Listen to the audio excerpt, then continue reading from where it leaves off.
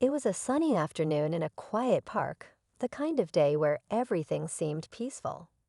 That is until a loud, angry voice broke the calm. A biker, his face twisted with frustration, was yelling at an elderly black man sitting on a bench. The older gentleman, dressed neatly in a cardigan and a cap, sat silently, clutching his cane, his expression a mix of confusion and sadness.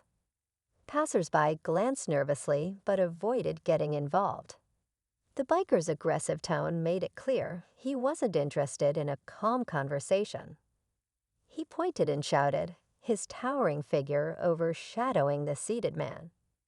It was a moment that felt wrong on so many levels. But no one stepped up, no one except one man. Unbeknownst to the biker, a larger-than-life figure had been watching the scene unfold nearby. Dressed in a casual hoodie and baseball cap, he blended in with the crowd, but there was no mistaking who he was. Dwayne "The Rock" Johnson, a man known for his strength both on and off the screen, was about to step in. What happens next will leave you speechless. Did the biker back down, or was there a confrontation? And how did the elderly man react to an unexpected hero? Stick around, this is a story you won't want to miss. Dwayne Johnson stayed back for a moment, carefully observing the scene. The biker's voice grew louder as he pointed his finger, demanding something no one could quite make out. People around the park exchanged uneasy glances, but their steps quickened as they avoided the confrontation. The elderly man remained composed, his hands gripping the cane tighter, but there was no mistaking the hurt in his eyes. It wasn't clear what started the argument. Maybe the biker was having a bad day and decided to take it out on someone he thought was an easy target. Or maybe it was something deeper, something uglier. Whatever it was, Dwayne wasn't the type to stand by when someone was being mistreated. This wasn't the version of The Rock you see on movie screens. This was Dwayne, the man who grew up facing struggles, learning to stand up for himself and others. He knew what it felt like to be judged unfairly, and he wasn't about to let that happen here. The tension in the air was almost tangible as he started walking toward the commotion. He didn't say a word, but his presence alone seemed to shift the energy. The biker glanced up briefly, his expression hardening. The elderly man looked over too, his eyes widening slightly, though he remained silent. What would Dwayne do next? The answer was just moments away. Dwayne approached quietly, his footsteps steady but purposeful. The biker was too caught up in his own tirade to notice him at first. He kept pointing at the elderly man, his words sharp and cutting, though still hard to make out.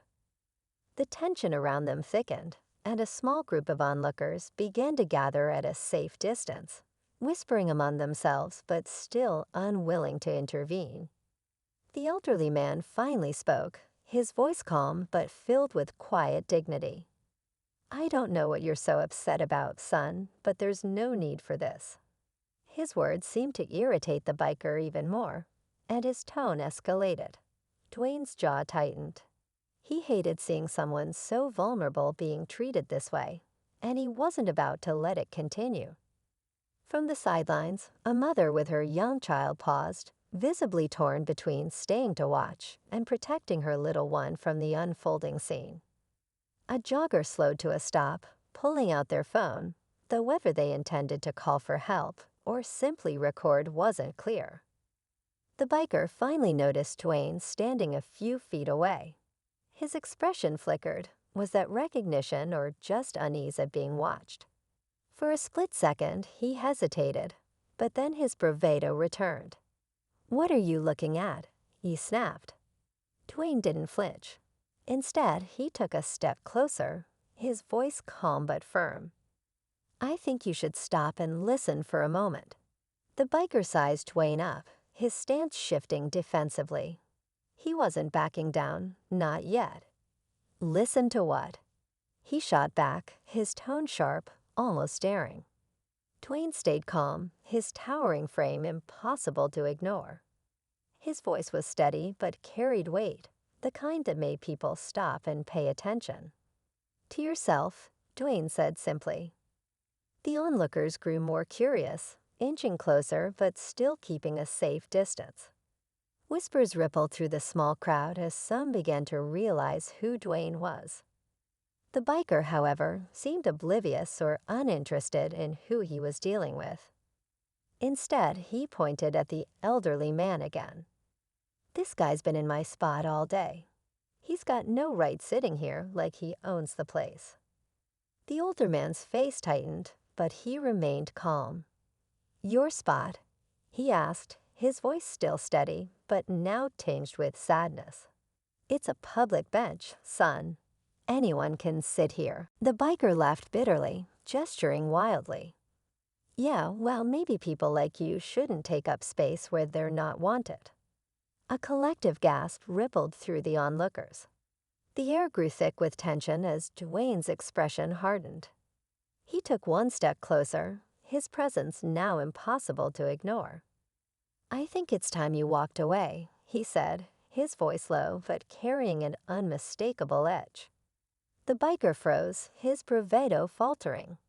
All eyes were locked on the two men, the moment teetering on the brink of something big. What would happen next? The answer was seconds away, and no one dared to look away.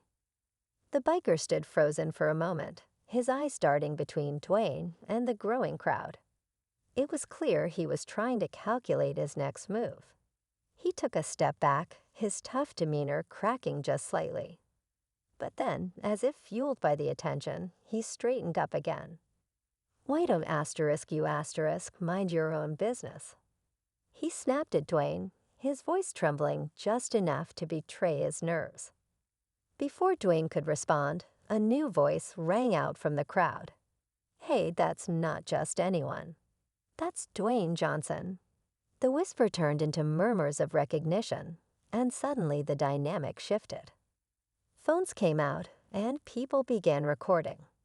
The biker's face flushed, a mix of embarrassment and defiance. But the real twist came when the elderly man slowly stood up. He wasn't as frail as he first seemed. Straightening his back, he looked the biker in the eye with a calm but commanding presence. "Son, I've dealt with bigger bullies than you in my time," he said, his voice clear and steady. "And trust me, they never win."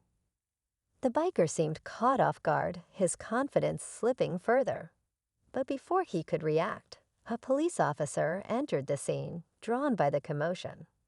The officer's stern gaze scanned the situation, adding a whole new layer of tension.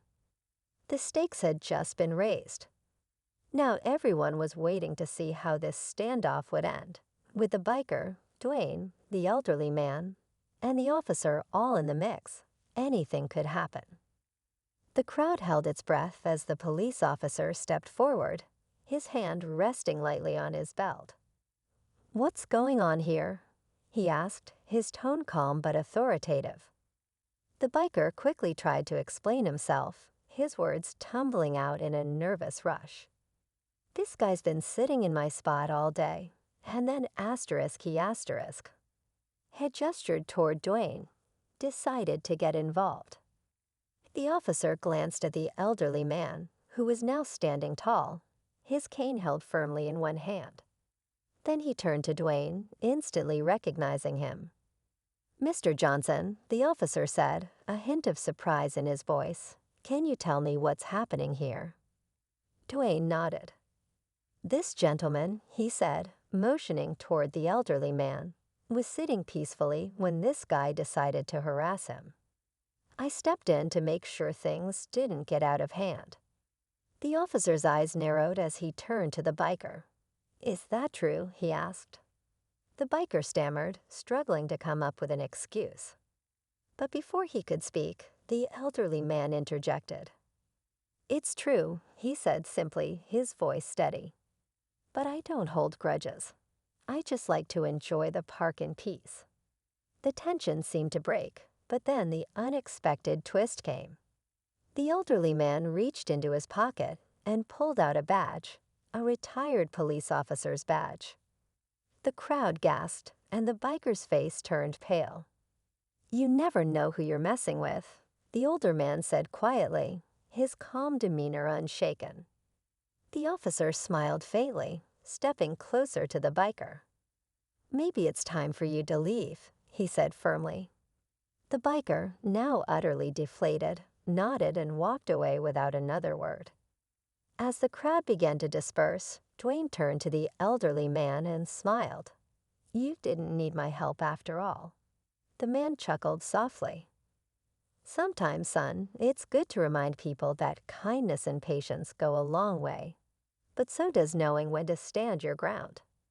Dwayne nodded, shaking the man's hand. The moment was over, but it was one no one in the park would forget anytime soon. As the tension faded and the park returned to its usual calm, Dwayne stayed back for a moment, talking quietly with the elderly man. Their conversation was easy, filled with mutual respect. The man shared a few stories from his days on the force, tales of standing up for what was right in situations far more dangerous than this. Dwayne listened intently, nodding, clearly inspired by the man's wisdom and resilience. The crowd had thinned out, but a few people lingered, smiling and giving Dwayne a thumbs up or a wave. It wasn't every day you saw a real-life hero step in. Not just one, but two. The biker's actions were a reminder of the importance of respect, while the elderly man and Dwayne showed what strength truly looked like: calm, composed, and rooted in integrity. Before parting ways, Dwayne asked the man if he needed a ride home, but the older gentleman smiled and shook his head. "I'm just going to sit here a little longer," he said, gesturing to the bench. "This park has always been a peaceful place for me. Today didn't change that." Dwayne smiled, gave him a nod, and walked away, leaving the man to his moment of quiet. As he did, he couldn't help but reflect on how small actions, standing up, showing kindness, and staying calm, could make such a big difference. It was a day neither of them would forget.